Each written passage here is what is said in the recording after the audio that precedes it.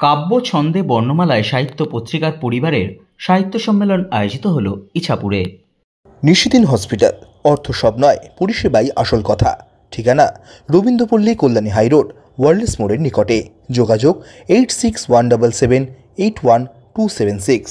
কাব্য ছন্দে বর্ণমালায় সাহিত্য পত্রিকার পরিবারের সাহিত্য সম্মেলন আয়োজিত হল ইছাপুরে। রবিবার আয়োজিত এই সাহিত্য সম্মেলনে উপস্থিত ছিলেন পশ্চিমবঙ্গ লিটল ম্যাগাজিন ফোরামের সভাপতি সাহিত্যিক কলম দে শিকদার, সম্পাদক সাহিত্যিক পিনাকি বসু, প্রাবন্ধিক দিলীপ রায়, প্রকাশক মৃগনাবিন্দ মণ্ডল, নিউ ব্যারাকপুর থানার ভারপ্রাপ্ত পুলিশ আধিকারিক সুমিত কুমার বৈদ্য, প্রাক্তন শিক্ষক সমীর চক্রবর্তী সহ বিশিষ্টজনেরা। এই দিনের অনুষ্ঠান থেকে সাহিত্য পত্রিকা শব্দবিতান ও ক্ষয়িষ্ণু সমাজ প্রকাশ করা হয়।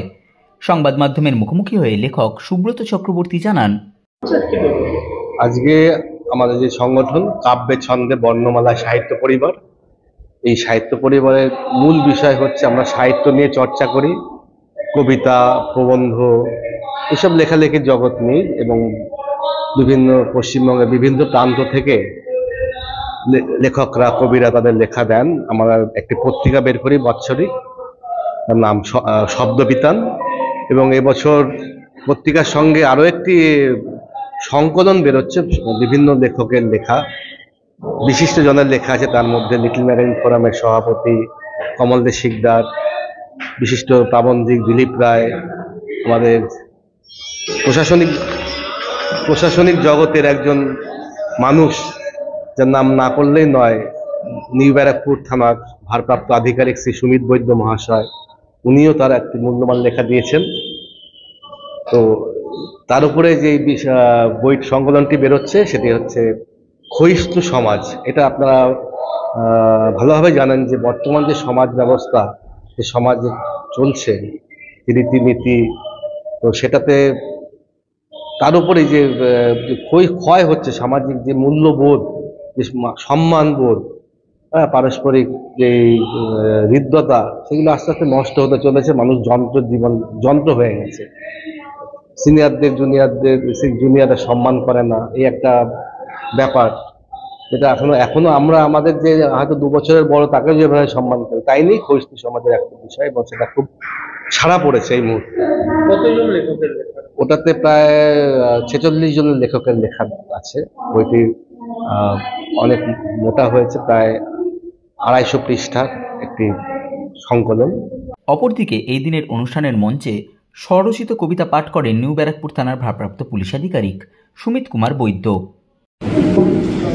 কবিতার নাম প্রিয় রোদ। প্রিয় রোদ, তুমি আকাশ ছুঁয়েছ, আমায় তো ছোঁনি কখনো। আমি বসে থাকি তোমার প্রতীক্ষা, আজন্ম শীতলতা বুকে নিয়ে। আমি জোছনাকে দেখে হাত বাড়িয়েছিলাম, সেও হাত ধরে। দেখেছিলাম বাঁকা ক্রূর হাসি তার ঠোঁটে, বলেছিল রোদের প্রতীক্ষা করতে। আজও তোমার জন্য বসে আছে প্রিয় রোদ, অসীম শীতলতা বুকে নিয়ে। স্যাঁতস্যাঁতে গুমট অন্ধকার, তবু বসে আছি স্বপ্ন বুকে নিয়ে। প্রিয় রোদ, তোমার জন্য আকাঙ্ক্ষিত কৈশোর যৌবন সব সপেছি তোমায়।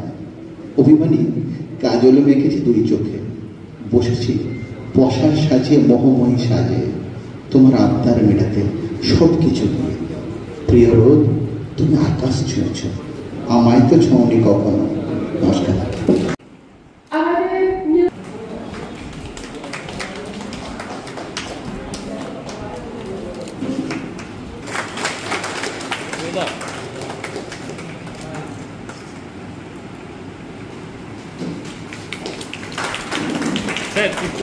আমি শারদ সম্মানে সম্মানিত করব নিগমান।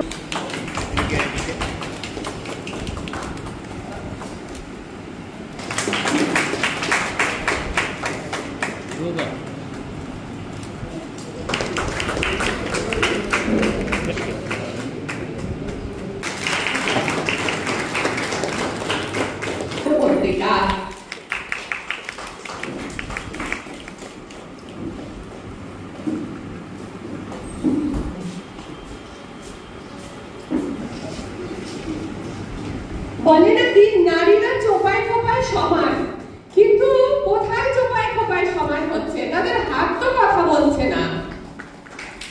নিশিদিন ডায়াগনস্টিক সেন্টার, এ কমপ্লিট ডায়াগনস্টিক সলিউশন। আমাদের ঠিকানা 144/1 সেন্ট্রাল রোড, আনন্দপুরি, ব্যারাকপুর, কলকাতা 122। আমাদের যোগাযোগ 9875338719। সাধ্যের মধ্যে স্বপ্নের ফ্ল্যাট খুঁজছেন? লাবণ্য গ্রুপের পক্ষ থেকে ব্যারাকপুর হরিসভা মন্দিরের নিকটে সোনাঝুরি আবাসন। থাকছে lift, top floor, set, 0% GST। এছাড়াও থাকছে ব্যাংক লোনের সুব্যবস্থা। ফ্ল্যাট বুকিং চলছে। আমাদের যোগাযোগ 7278200456।